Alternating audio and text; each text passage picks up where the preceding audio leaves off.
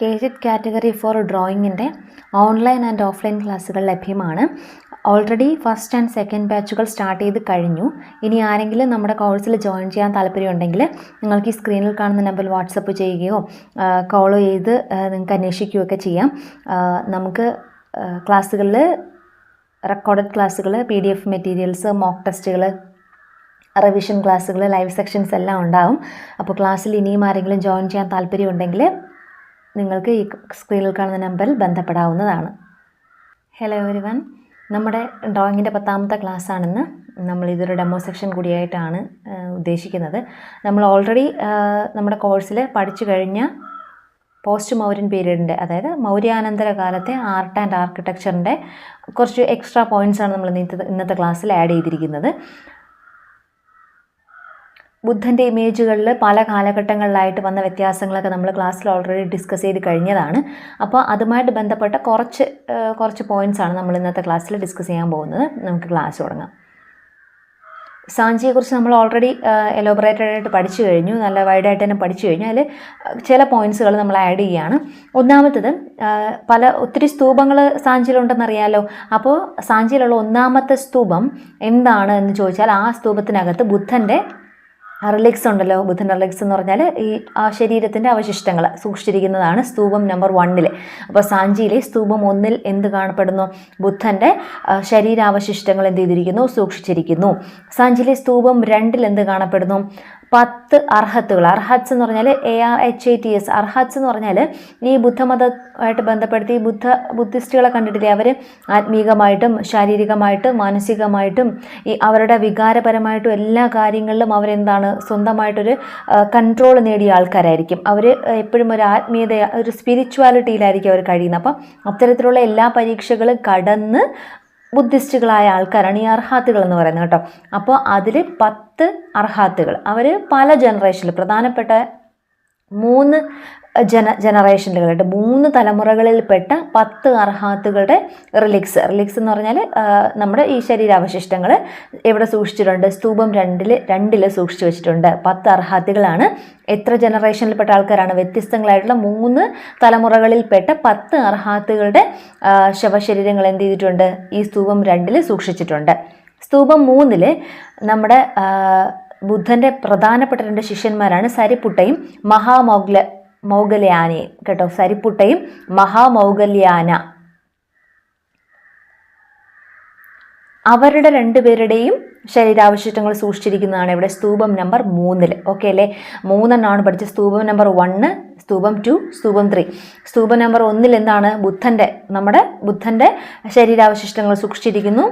2 10 അർഹാത്തുകൾ, പ്രധാനപ്പെട്ട 3 വ്യത്യസ്ത തലമുറകളിൽപ്പെട്ട 10 അർഹാത്തുകളുടെ ശവശരീരങ്ങളാണ് അവിടെ സൂക്ഷിച്ചിരിക്കുന്നത്. സ്തൂപം 3 സരിപുട്ടയുടെയും മഹാമൗഗല്യായനയുടെയും ശരീരാവശിഷ്ടങ്ങൾ സൂക്ഷിച്ചിട്ടുണ്ട്. ഇത് ചിലപ്പോൾ പരീക്ഷയ്ക്ക് ചോദിക്കാം, ഇപ്പോൾ സ്തൂപം നമ്പർ 1 എന്തുമായിട്ട് ബന്ധപ്പെട്ടിരിക്കുന്നു എന്ന് ചോദിക്കാം. അപ്പോൾ നമുക്ക് എഴുതാൻ അറിയണമെങ്കിൽ ഇതറിയണം. അപ്പോൾ 3 എണ്ണമാണ് നമുക്ക് പ്രധാനമായിട്ട് പഠിക്കാനുള്ളത്. സ്തൂപം 1, 2, 3. അടുത്ത് നമ്മൾ നോക്കുമ്പോൾ വ്യത്യസ്ത ബുദ്ധശില്പങ്ങളെ പറ്റിയിട്ടാണ്. പല സ്ഥലങ്ങളിൽ നിന്നും പല ഷേപ്പിലുള്ള ബുദ്ധൻ്റെ ശില്പങ്ങൾ ലഭിച്ചിട്ടുണ്ട്.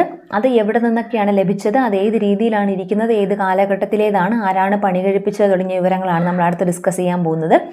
ഒന്നാമത്തത് ഒരു സീറ്റഡ് ബുദ്ധയാണ് കേട്ടോ. സീറ്റഡ് ബുദ്ധ എവിടെ നിന്നാണ് കണ്ടെത്തിയത്? കാന്ദ്ര ഹിൽസ്, മധുര. കാന്ദ്ര കുന്നുകൾ, കാന്ദ്ര മൗണ്ട്, മധുരയിലെ കാന്ദ്ര മൗണ്ടിൽ നിന്നാണ് എന്ത് കണ്ടെത്തിയിട്ടുള്ളത്? സീറ്റഡ് ബുദ്ധ കേട്ടോ.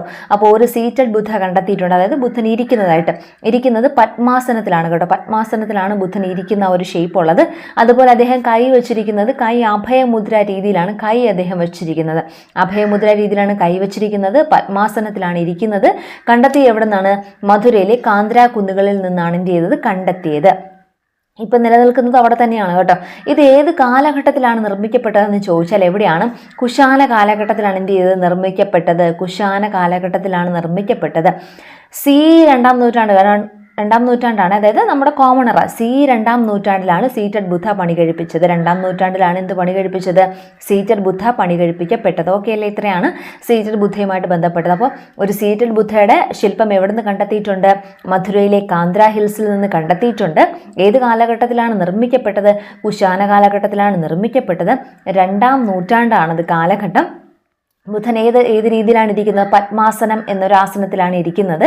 അതുപോലെ അദ്ദേഹത്തിന്റെ കൈ എങ്ങനെയാണ്? അഭയമുദ്ര രീതിയിലാണ് അദ്ദേഹം കൈ വച്ചിട്ടുള്ളത്. രണ്ടാമതൊരു ബുദ്ധശില്പം കിട്ടിയത് ബുദ്ധ ഹെഡ് ആണ് കിട്ടിയത് കേട്ടോ. ബുദ്ധ ഹെഡ്, ബുദ്ധന്റെ തല കിട്ടിയിട്ടുണ്ട്. എവിടുന്നാണ്? തക്ഷശില. ബുദ്ധന്റെ തലയുടെ ശില്പം കിട്ടിയിട്ടുള്ള സ്ഥലമാണ് എവിടെ?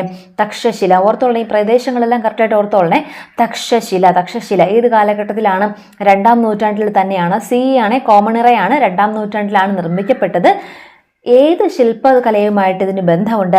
ഗ്രീക്കോ റോമൻ ശില്പകലയുമായിട്ട് ബന്ധമുണ്ട്. ഓർത്തോളനെ, ഏത് ശില്പകലയാണ്? ഗ്രീക്കോ റോമൻ ശില്പകലയുമായിട്ട് എന്തിന് ബന്ധമുണ്ട്? നമ്മുടെ തക്ഷശിലയിൽ നിന്ന് ലഭിച്ചിട്ടുള്ള ബുദ്ധ ഹെഡിന് ബന്ധം ഉണ്ട്. ഏത് നൂറ്റാണ്ടിലാണ്? 2-ാം നൂറ്റാണ്ടിലാണ് പണി കഴിപ്പിക്കപ്പെട്ടത്. തക്ഷശിലയിൽ നിന്നാണ് ലഭിച്ചിട്ടുള്ളത്. മൂന്നാമതാണ് അടുത്തൊരു സീറ്റഡ് ബുദ്ധ. ആദ്യത്തെ സീറ്റഡ് ബുദ്ധ നമ്മൾ കണ്ടു എവിടെയാണ്? മധുരയിലെ കാന്ദ്ര ഹിൽസിൽ നിന്ന് കണ്ടെത്തിയത്. അടുത്തൊരു സീറ്റഡ് ബുദ്ധ കണ്ടെത്തിയിട്ടുള്ളത് സാരനാഥിൽ നിന്നാണ്. എവിടെ നിന്നാണ്? സാരനാഥിൽ നിന്നാണ് അടുത്തൊരു സീറ്റഡ് ബുദ്ധ കണ്ടെത്തിയിട്ടുള്ളത്. ഏത് നൂറ്റാണ്ടിലാണ്? 5-ാം നൂറ്റാണ്ടിലാണ്. ഇതുവരെ നമ്മൾ പഠിച്ചു 2-ാം നൂറ്റാണ്ടിലുള്ളതായിരുന്നു. ഇത് എത്രാം നൂറ്റാണ്ടിലാണ്? 5-ാം നൂറ്റാണ്ടിലാണ് പണി കഴിപ്പിക്കപ്പെട്ടത്. നിലവിൽ ഈ സീറ്റഡ് ബുദ്ധ എവിടെ സൂക്ഷിച്ചിരിക്കുന്നു? സാരനാഥിലെ മ്യൂസിയത്തിലാണ് സൂക്ഷിച്ചിരിക്കുന്നത് കേട്ടോ. ഓർത്തോളനെ, ഏത് മ്യൂസിയത്തിലാണ്? സാരനാഥിലെ മ്യൂസിയത്തിലാണ് സൂക്ഷിച്ചിരിക്കുന്നത്. ഇവിടെ ബുദ്ധൻ ഏത് രീതിയിൽ തന്നെയാണ്? പത്മാസനത്തിൽ തന്നെയാണ് ഇരിക്കുന്നത്. ഈ സീറ്റഡ് ബുദ്ധ സൂചിപ്പിക്കുന്നത് ധർമ്മചക്ര പ്രവർത്തനത്തെയാണ്. മുന്നത്തെ ക്ലാസ്സുകളിൽ നമ്മൾ ഡിസ്കസ് ചെയ്ത് കഴിഞ്ഞതാണ് എന്താണ് ഈ ധർമ്മചക്ര പ്രവർത്തനം എന്നൊക്കെ. അപ്പോൾ ധർമ്മചക്ര പ്രവർത്തനത്തെയാണ് ഈ നമ്മുടെ സാരനാഥിൽ നിന്ന് ലഭിച്ച സീറ്റഡ് ബുദ്ധ എന്ത് ചെയ്തിരിക്കുന്നത്? സൂചിപ്പിക്കുന്നത്. ഇമ്പോർട്ടൻ്റ് ആണ്, ഓർത്തോളനെ. നമ്മുടെ സാരനാഥിൽ നിന്ന് ലഭിച്ച സീറ്റഡ് ബുദ്ധ എന്തിനെ പ്രതിനിധീകരിക്കുന്നു? ധർമ്മചക്ര പ്രവർത്തനത്തെ പ്രതിനിധീകരിക്കുന്നു. പത്മാസനത്തിലാണ് ബുദ്ധൻ. ഏത് നൂറ്റാണ്ടിലാണ്? 5-ാം നൂറ്റാണ്ടിലാണ് കണ്ടെത്തിയത്. എവിടെയാണ് സ്ഥിതി ചെയ്യുന്നത്? സാരനാഥിലെ മ്യൂസിയത്തിലാണ് ഇപ്പോൾ അത് നിലവിൽ സൂക്ഷിച്ചിരിക്കുന്നത്. അജന്ത കേവ്സിനെ കുറിച്ചൊക്കെ നമ്മൾ ഡീറ്റെയിൽ ആയിട്ട് നോക്കി. വജ്രപാണി, പത്മപാണി തുടങ്ങിയവരുടെ ശില്പങ്ങൾ കണ്ടെത്തിയിട്ടുള്ളത് എവിടെയാണ്? അജന്ത കേവ് നമ്പർ 1 കേട്ടോ. അജന്തയിലെ ഗുഹ 1 വജ്രപാണിയുടെയും പത്മപാണിയുടെയും രൂപങ്ങൾ കണ്ടെത്തിയിട്ടുള്ളത്. ഇതിൽ ലഭിച്ച ഈ പത്മപാണിയുടെ ചിത്രത്തിൽ എന്തുണ്ട്? ഒരു പത്മ അദ്ദേഹം ഹോൾഡ് ചെയ്തിട്ടുണ്ട് കേട്ടോ. പത്മ എന്ന് പറഞ്ഞാൽ എന്താണ്? താമര. ഓർത്തോളനെ, അദ്ദേഹം ഒരു താമര അദ്ദേഹത്തിന്റെ കയ്യിൽ എന്ത് ചെയ്തിട്ടുണ്ട്? വെച്ചിട്ടുണ്ട്. ആരാണ്? പത്മപാണി ഒരു താമര തന്റെ കയ്യിൽ എന്ത് ചെയ്തിട്ടുണ്ട്? പിടിച്ചിട്ടുണ്ട് കേട്ടോ. പത്മ എന്നായിരിക്കും ഉണ്ടാവുക. പത്മ എന്ന് പറഞ്ഞാൽ താമര എന്നാണ്.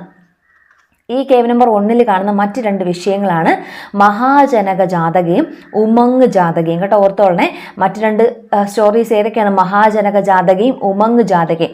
അവിടെ കണ്ടെത്തിയിട്ടുള്ളതിൽ വെച്ച് ഏറ്റവും വലിയ നമ്മുടെ ഈ നറേറ്റീവ് സ്റ്റോറി ഉണ്ടല്ലോ, അതായത് ഈ പറയപ്പെട്ട കഥകളുണ്ടല്ലോ, ആ കഥകളിൽ ഏറ്റവും ഇമ്പോർട്ടൻ്റ് ആണ് ഈ മഹാജനക ജാതകം കേട്ടോ. നമ്മുടെ അജന്തയിൽ കണ്ടെത്തിയിട്ടുള്ള നറേറ്റീവ് സ്റ്റോറി ഇമേജസുകളിൽ ഏറ്റവും വലുതാണ് ഈ മഹാജനക ജാതകയുടെ സ്റ്റോറി എന്ന് പറയുന്നത്.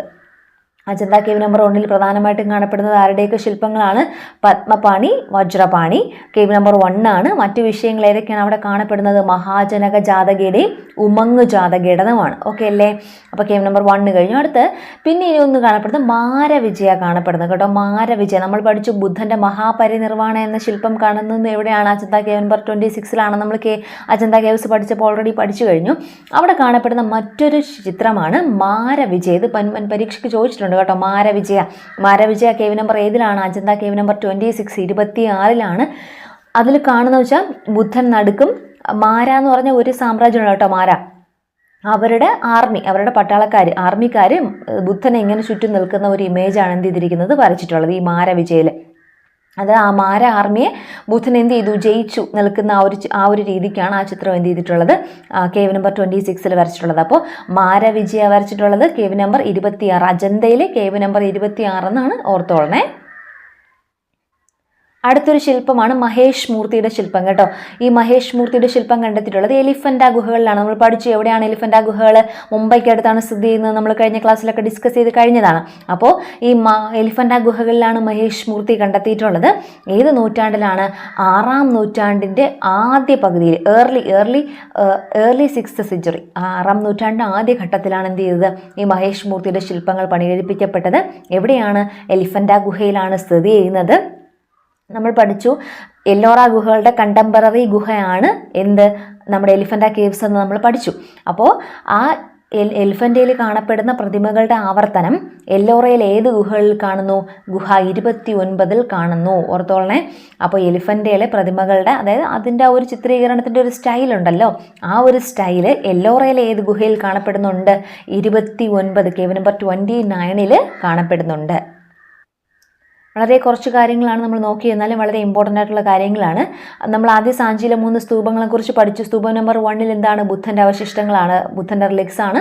രണ്ടാമത്തേതിൽ എന്താണ്? സ്തൂപം 2 അർഹാറ്റ്സിൻ്റെ റിലിക്സ് ആണ്. മൂന്നാമത്തേൽ സരിപുട്ടയും മഹാമൊഗ്ലിയാനയുടെയും എന്ത് സ്ഥിതി ചെയ്യുന്നു? റിലിക്സ് സൂക്ഷിച്ചിരിക്കുന്നു എന്ന് നമ്മൾ പഠിച്ചു, 3. അത് കഴിഞ്ഞിട്ട് നമ്മൾ ബുദ്ധൻ്റെ ഇമേജുകളെ കുറിച്ച് പഠിച്ചു. ബുദ്ധൻ്റെ ശില്പങ്ങൾ എവിടെ നിന്നൊക്കെ കണ്ടെത്തിയിട്ടുണ്ട്? ഒന്നാമത്തത് സീറ്റഡ് ബുദ്ധ എവിടെ നിന്നാണ് കണ്ടെത്തിയത്? കാന്ദ്ര മൗണ്ട്, മധുരയിലെ കാന്ദ്ര മൗണ്ടിൽ നിന്ന് കണ്ടെത്തിയ സീറ്റഡ് ബുദ്ധ. രണ്ടാമത്തത് ബുദ്ധൻ്റെ ഹെഡ്, തക്ഷശിലയിൽ നിന്ന് കണ്ടെത്തിയിട്ടുള്ള ബുദ്ധയുടെ ഹെഡ്. മൂന്നാമത്തത് ഒരു സീറ്റഡ് ബുദ്ധ കണ്ടെത്തിയിട്ടുണ്ട് എവിടെ നിന്ന്? സാരനാഥിൽ നിന്നും മൂന്നാമതൊരു സീറ്റഡ് ബുദ്ധ. അടുത്ത് നമ്മൾ നോക്കി പത്മപാണി, ബോധിസ്തവരാണല്ലോ പത്മപാണി, വജ്രപാണി. ഇവരുടെ ചിത്രങ്ങൾ കണ്ടെത്തിയിട്ടുള്ളത് എവിടെയാണ്? അജന്തയിലെ കേവ് നമ്പർ 1 നിന്നാണ് കണ്ടെത്തിയിട്ടുള്ളത്. അതുപോലെ അജന്ത കേവ് നമ്പർ 26 എന്താണ് കണ്ടെത്തിയിട്ടുള്ളത്? മാരവിജയ. അതുപോലെ തന്നെ എന്താണ്? ബുദ്ധൻ്റെ മഹാപരിനിർവാണ എന്ന പ്രതിമയും ഇവിടെ തന്നെയാണ്, കേവ് നമ്പർ 26 കാണുന്നത് നമ്മൾ പഠിച്ചു. അടുത്ത് മഹേഷ് മൂർത്തിയുടെ ശില്പം കാണപ്പെടുന്നത് എവിടെയാണ്? എലിഫന്റ കേവ്സിലാണ് മഹേഷ് മൂർത്തിയുടെ ശില്പം കാണപ്പെടുന്നത്. വളരെ കുറച്ചാണ് പഠിച്ചതെങ്കിലും ഇതെല്ലാം ഇമ്പോർട്ടൻ്റ് ആണ്, ഒന്നുപോലും കളയാനില്ല. പഠിച്ചു കഴിഞ്ഞാൽ ചോദിച്ചാൽ നമുക്ക് 1 മാർക്ക് എന്ത് ചെയ്യാം? ഉറപ്പിക്കാൻ പറ്റുന്നൊരു ടോപ്പിക്കാണ്. എല്ലാവരും നന്നായിട്ട് പഠിക്കുക. അടുത്ത ക്ലാസ്സിൽ നമ്മൾ പുതിയ ടോപ്പിക്കായിരിക്കും ഡിസ്കസ് ചെയ്യുന്നത്. അതുപോലെ നമ്മുടെ കോഴ്സിൽ ജോയിൻ ചെയ്യാൻ ആരെങ്കിലും താല്പര്യപ്പെടുന്നുണ്ടെങ്കിൽ വീഡിയോയുടെ തുടക്കത്തിൽ കാണിച്ച നമ്പറിൽ നിങ്ങൾക്ക് കോൺടാക്റ്റ് ചെയ്യാവുന്നതാണ്. എല്ലാവർക്കും ഓൾ ദ വെരി ബെസ്റ്റ്.